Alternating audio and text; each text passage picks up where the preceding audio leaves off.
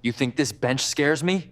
My father buys buildings bigger than this courthouse. Fuck you, Way. By morning, your name will be on his desk. In my decades of observing thousands of trials behind the wooden bench, I thought I had seen every corner of human nature. I've seen tears of late remorse, lying excuses, and trembling fear right before a verdict is delivered.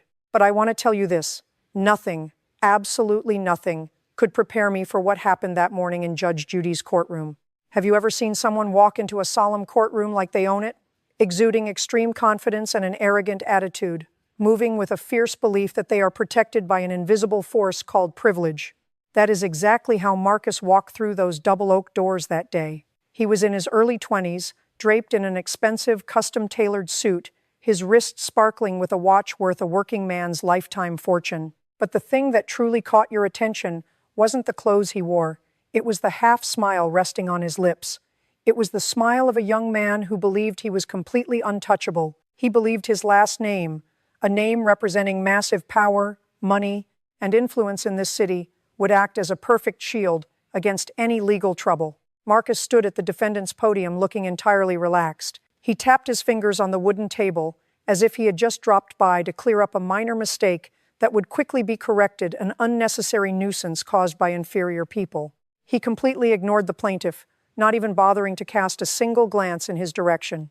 On the opposite side, behind the plaintiff's podium, stood Mr. Thomas, a 6'8" elderly veteran. He stood there, looking weathered, wearing a frayed but neatly ironed shirt, his calloused hands clasped tightly together. Mr. Thomas had brought Marcus to court for a heartbreaking reason. This privileged kid had driven his expensive sports car drunk, smashed into the small stall Thomas had spent his entire life building, and casually thrown a wad of small bills out the window, along with a barrage of insults before speeding off. To Marcus, that destruction was just an impulsive, youthful joke, but to Mr. Thomas, it was his entire livelihood and the dignity of a lifetime. If you have ever felt frustrated, helpless, and angry, watching those who use money and power to evade responsibility and trample the vulnerable, then listen closely, because Marcus truly believed that power would carry him out the exact same door he walked in, leaving his arrogance perfectly intact. He thought his family's reputation would tip the scales of justice in his favor. He believed his name would protect him, and that Judge Judy would be intimidated by who his father was. But he was terribly wrong.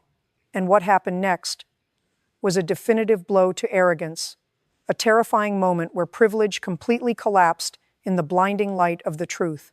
The atmosphere in the courtroom shifted the exact second the bailiff called the room to order. Judge Judy walked in, took her seat at the elevated wooden bench, and adjusted her glasses. If you have ever watched her, you know she has a very particular way of reading a room. She doesn't just look at the docket, she looks right through the people standing in front of her. She has a built-in radar for nonsense, and the moment her eyes landed on Marcus, you could practically feel the temperature in the room drop. "So, sir," she began, her voice cutting through the silence like a sharp knife, "you are accused of driving recklessly, destroying a veteran's livelihood, and fleeing the scene. And you stand here today telling me this is all a misunderstanding?" Marcus shifted his weight, resting one hand casually on his hip. He actually sighed, as if explaining something basic to a slow child. "Your Honor, my car was malfunctioning. I simply lost control due to a severe mechanical failure.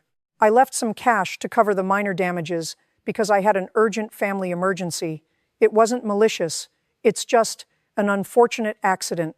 He smiled that same arrogant half-smile. He was practically daring her to challenge him. He thought his polished words and his family's expensive legal coaching would wrap the case up neatly. He thought he was the smartest person in the room, but he fundamentally misunderstood who he was dealing with. Judge Judy didn't yell. She didn't bang her gavel. She just stared at him with a quiet, terrifying intensity. "A mechanical failure," she repeated, her tone dripping with absolute skepticism, "and an urgent family emergency. Is that your story? Because once you commit to a story in my courtroom, there is absolutely no going back." "Yes, ma'am," Marcus replied confidently, puffing out his chest. That was the moment the trap snapped shut. "Well, isn't that fascinating?" Judge Judy said, leaning forward, her eyes narrowing. "Because what you call a mechanical failure, I call a blatant, undeniable lie. And lucky for us, we don't have to rely on your creative imagination.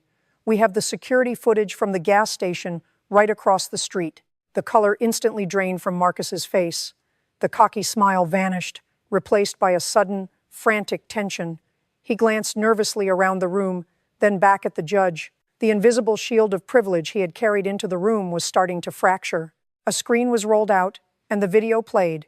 It was undeniable, clear as day.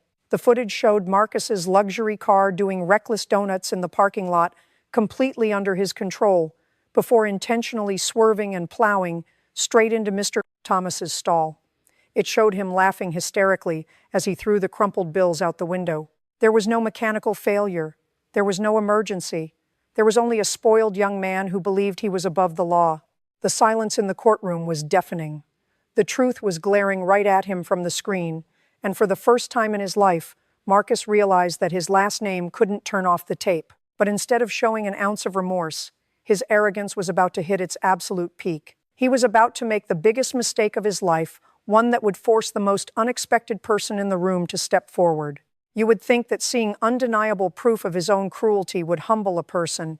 You would think that staring at a high-definition video of himself destroying an elderly veteran's life would crack that arrogant facade. But privilege is a dangerous drug. It blinds you. It convinces you that the rules of society apply to everyone else, but never to you. Instead of lowering his head in apology, Marcus straightened his expensive tie. He looked up at Judge Judy, the brief flash of panic in his eyes, suddenly hardening into pure, unadulterated defiance. He was cornered, so he decided to play his final, most desperate card, the only card he had relied on his entire life. "Listen," Marcus snapped, his voice echoing sharply across the stunned courtroom. "This is completely ridiculous. I can write a check right now to cover this old man's junk. Do you have any idea who my father is? He practically owns half the commercial real estate in this district. If you proceed with this, my father's lawyers will tie this court up in litigation for years. You are making a huge mistake." There it was, the absolute peak of arrogance. He was hiding behind his family name, issuing a thinly veiled threat to a sitting judge on national television. He truly believed that his status was a bulletproof vest meant to deflect any consequence. Judge Judy leaned back in her leather chair. She didn't flinch. She didn't yell. She looked at him with the kind of icy pity reserved for a fool who doesn't realize he is standing on the edge of a cliff. "I know exactly who your father is, young man," she said, her voice dangerously calm and steady. "In fact, I know him quite well." Before Marcus could process what her words meant, the heavy wooden doors at the back of the courtroom swung open. The angry murmurs in the gallery instantly died down to a breathless hush. Every single head turned. Walking down the center aisle was a tall, silver-haired man, radiating an undeniable aura of authority. It was Marcus's father, the billionaire real estate mogul, the very man whose name was supposed to make the justice system tremble in fear. A smug, triumphant smile spread across Marcus's face. He turned back to the judge, his chest puffed out once again. "See? I told you. My father is here to shut this circus down." Marcus turned to his father, expecting to be pulled out of this mess just like he always had been since he was a child.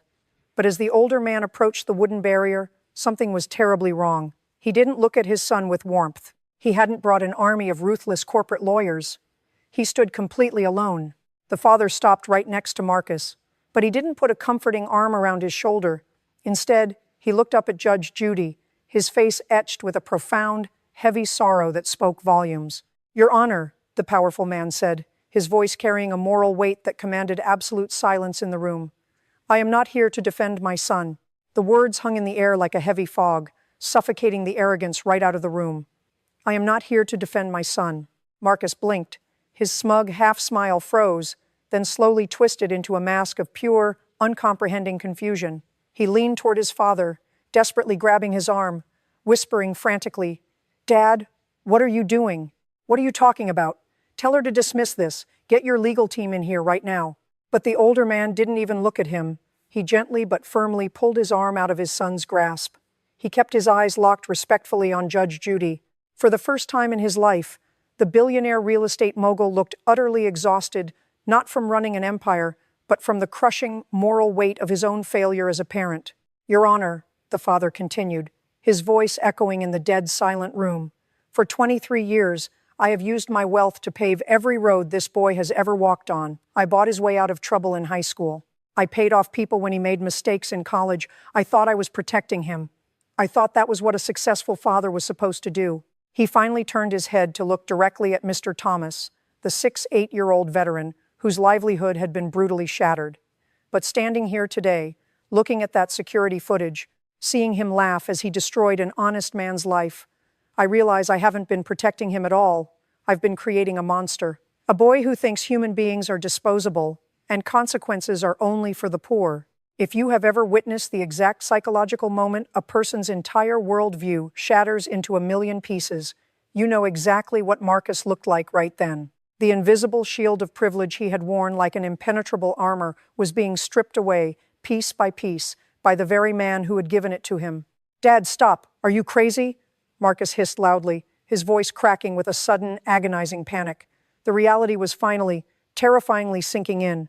The golden safety net was gone. There was only free fall. But the father wasn't finished. He turned back to the judge, his posture rigid with a painful, heartbreaking resolve. "I have already instructed my finance team to fully compensate Mr. Thomas for the destruction of his property out of my personal accounts, including a significant premium for his emotional distress. But as for my son, as for the criminal charges, the reckless driving, the fleeing of the scene, and the sheer arrogance he displayed in this courtroom." The father took a deep breath, steeling himself for what he was about to say next. It was a sentence that would permanently alter the trajectory of his son's life. "I am asking this court to show him absolutely no mercy. Treat him exactly as you would treat a young man with no money, no name, and no power." The courtroom was so quiet you could hear a pin drop. The billionaire father stepped back from the wooden podium, turning his back on his son and walking slowly to a seat in the gallery. He left Marcus standing completely alone on an island of his own making. The young man, who had walked through those double doors with a designer suit and an untouchable smirk, now looked like a terrified child who had just watched his only life raft sink to the bottom of the ocean. "Dad, you can't do this. I'm your son. You can't just leave me here," Marcus pleaded, his voice cracking and trembling. All traces of his former bravado were completely erased, replaced by the raw, ugly panic of a bully who suddenly realizes he has no backup. But the older man simply sat down and stared straight ahead, a silent testament to a painful but absolutely necessary boundary. Judge Judy leaned forward. If you have watched her over the years, you know she does not suffer fools, but she also recognizes when a profoundly necessary moral lesson is unfolding right in front of her. She looked at the father with a brief, respectful nod, a silent acknowledgement of the agonizing difficulty of a parent having to break their own child to save them. Then, her piercing gaze locked back onto the trembling defendant. "Look at you," Judge Judy said, her voice dropping to a low, razor-sharp pitch that cut through the silence. 5 minutes ago, you were standing there threatening this court.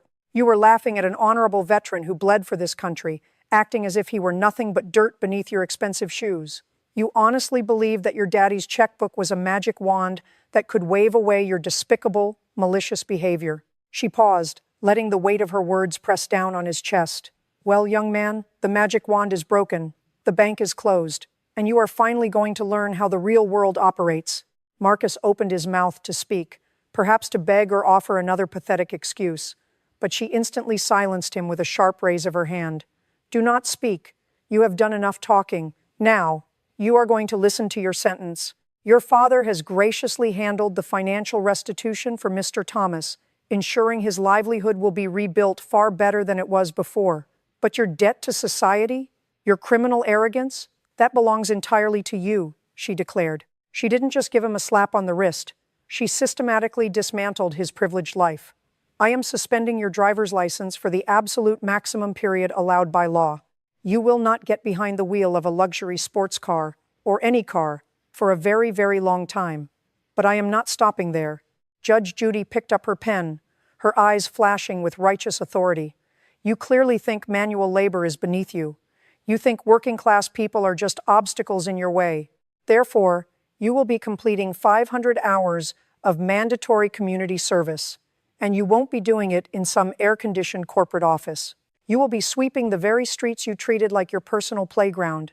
And if you miss a single hour, or give anyone an ounce of the disgusting attitude you brought into my courtroom today, I will personally see to it that you spend time in a county jail cell." Marcus stood utterly paralyzed, his expensive suit suddenly looking 2 sizes too big for him. The gavel came down with a resounding bang, echoing like a thunderclap that signaled the end of his untouchable era. But the true clou of this incredible story wasn't just the punishment of an arrogant boy. It was what happened immediately after the gavel fell, involving Mr. Thomas himself. The echo of the gavel was still ringing in the heavy air of the courtroom when a quiet, raspy voice broke the silence. It wasn't the bailiff, and it wasn't the judge. It was Mr. Thomas. Throughout the entire proceeding, the 8-year-old veteran had barely spoken. He had stood there with the quiet dignity of a man who had survived far worse things than a spoiled kid in a sports car. Now, he slowly raised his calloused hand, asking for permission to speak. Judge Judy nodded immediately, her stern expression softening into one of absolute respect. Mr. Thomas didn't look at the judge. Instead, he turned his weathered, lined face directly toward the gallery, looking straight into the eyes of the billionaire father. "Sir," Mr. Thomas began, his voice steady despite the slight tremor in his shoulders, "I appreciate your financial restitution. It will rebuild my stall, and it will keep a roof over my family's head. You are an honorable man trying to correct a terrible mistake. But I need your son to hear something, and I need him to hear it directly from me." Slowly, the veteran shifted his piercing gaze to Marcus. The young man, who just minutes ago had acted like he owned the universe, was now visibly trembling, staring blankly at the wooden floor. "Look at me, son," Mr. Thomas commanded. It wasn't a yell, but it carried the absolute moral authority of a man who had earned his respect through blood and sweat. Marcus flinched, then slowly, reluctantly lifted his eyes to meet the veteran's gaze. "When you crashed into my life," Mr. Thomas said softly, "you laughed. You threw those crumpled bills out your window like I was a stray dog begging for scraps. You thought you were showing me how powerful you were. You thought your money made you superior. But I want you to know the absolute truth. In that moment, watching you speed away, I didn't feel angry at you. I felt incredibly sorry for you, because you showed me exactly how desperately poor you truly are inside." The words hit Marcus harder than any legal sentence ever could. For the first time in his life, the reality of his own cruelty pierced through his thick armor of privilege. A single tear betrayed his stoic facade, rolling down his pale cheek. The invisible, crushing weight of profound shame had finally broken his ego. Judge Judy leaned forward, her eyes gleaming with unshed emotion. "Mr. Thomas," she said, her voice carrying across the silent room, "you have shown more class, more dignity, and more true character in these last 10 minutes than this young man has shown in his entire privileged life." Marcus was quickly escorted out by the bailiff. He didn't swagger out through the grand double doors he had entered. He walked with his head deeply bowed, exiting through the side door reserved for the guilty. But if you think this profound story ends the moment Marcus walked out of that courtroom, you are entirely mistaken, because what happened 3 months later would change everything once again. 3 months later, the blazing July heat beat down relentlessly on the unforgiving concrete of the city's downtown district. If you had happened to drive past the corner of 4th and Elm that afternoon, you would have seen a young man wearing a cheap neon orange utility vest, pushing a heavy, bristled broom against the rough asphalt. He was drenched in sweat, his face smeared with urban grime, and his hands, once perfectly manicured, were now covered in raw, painful blisters. Gone was the custom-tailored designer suit. Gone was the sparkling luxury watch. And most importantly, gone was that arrogant, untouchable half-smile. This was Marcus. For 90 grueling days, he had been sweeping the very streets he used to treat as his personal, high-speed playground. Judge Judy had kept her absolute promise, and true to his word, his father had completely cut him off from the family's endless financial resources. Marcus was learning, in the harshest way possible, what it actually felt like to be invisible. Day after day, he experienced firsthand how the wealthy and privileged walked right past him, looking right through him, as if he were nothing but an annoying, dirty obstacle on the sidewalk. People tossed trash near his boots without a second glance. He was finally living the exact reality he had forced upon working-class people his entire life. The humiliation was crushing, but it was doing exactly what the judge intended. It was breaking his toxic ego. But the most powerful moment of his punishment didn't happen inside that televised courtroom. It happened right there, on the dirty pavement. One afternoon, as Marcus was struggling to clear wet debris from a clogged storm drain, a shadow suddenly fell over him. He instinctively flinched, gripping his broom tighter, expecting a wealthy pedestrian to snap at him to get out of the way. But when he slowly looked up, his breath hitched in his throat. Standing there, leaning heavily on his wooden cane, was Mr. Thomas. The 8-year-old veteran wasn't there to gloat. He wasn't there to mock the boy who had once violently destroyed his life. He simply stood there, holding 2 ice-cold bottles of water. Without saying a word, he extended his calloused hand, offering one to the exhausted, filthy young man. Marcus hesitated. His hands were shaking violently. Completely stripped of his pride, he reached out and took the bottle. Why are you here?" Marcus choked out, his voice raw, his eyes welling up with tears.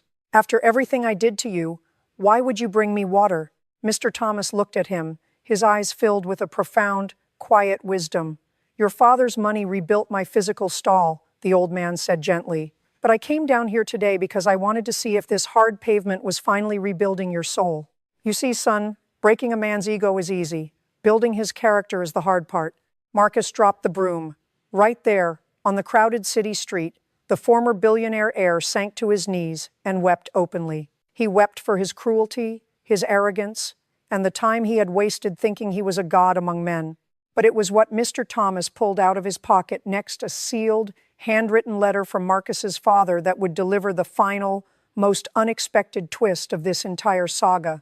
The letter Mr. Thomas handed to Marcus wasn't sealed with wax or written on expensive corporate stationery. It was just a plain white envelope, slightly crumpled. Marcus stared at it for a long moment, his hands still trembling, before slowly tearing it open. The handwriting inside was unmistakably his father's, sharp, commanding, yet carrying a profound sadness. Marcus read the words silently, the street noise around him fading into a deafening silence. "My son, for 23 years, I gave you everything I thought you needed. I gave you wealth, status, and the protection of our family name. I built a fortress of privilege around you, believing it would keep you safe from the world. But I was entirely wrong. That fortress didn't protect you. It imprisoned your character.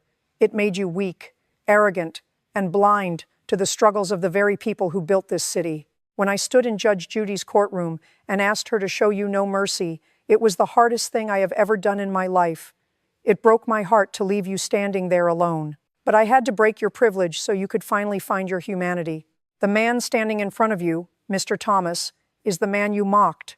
He is the man whose livelihood you destroyed in a moment of childish cruelty. Yet, he is also the man who asked me to write this letter. He came to me, not for revenge, but to ask how you were doing. He showed more concern for the boy who ruined his life than you ever showed for him. I have cut off your trust fund, your credit cards, and your inheritance. You will finish every single hour of your community service. You will sweep those streets until your hands bleed and your ego shatters completely. And when you are done, you will not come back to my company. You will start from the absolute bottom, wherever you can find work, and you will earn your life, just like Mr. Thomas did. I did not do this because I hate you, Marcus.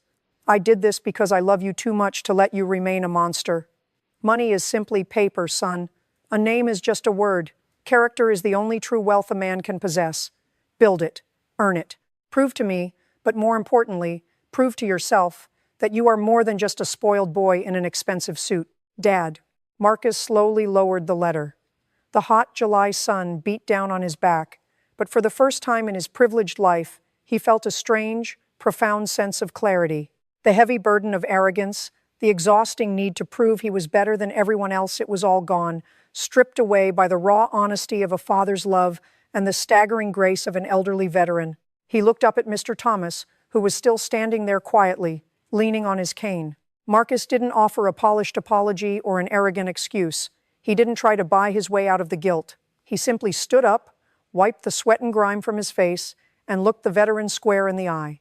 "Thank you, sir," Marcus whispered, his voice thick with genuine emotion, "for the water and for everything else." Mr. Thomas gave a small, respectful nod. "Keep sweeping, son. You've got a long road ahead, but you're finally walking in the right direction." The old man turned and slowly walked away, his cane tapping rhythmically against the pavement. Marcus watched him go, then picked up his heavy broom. He tightened his grip on the rough wooden handle, ignoring the pain in his blistered hands, and went back to work. He was no longer the untouchable heir to a billion-dollar empire. He was just a young man on a hot street, finally learning what it meant to earn his own humanity.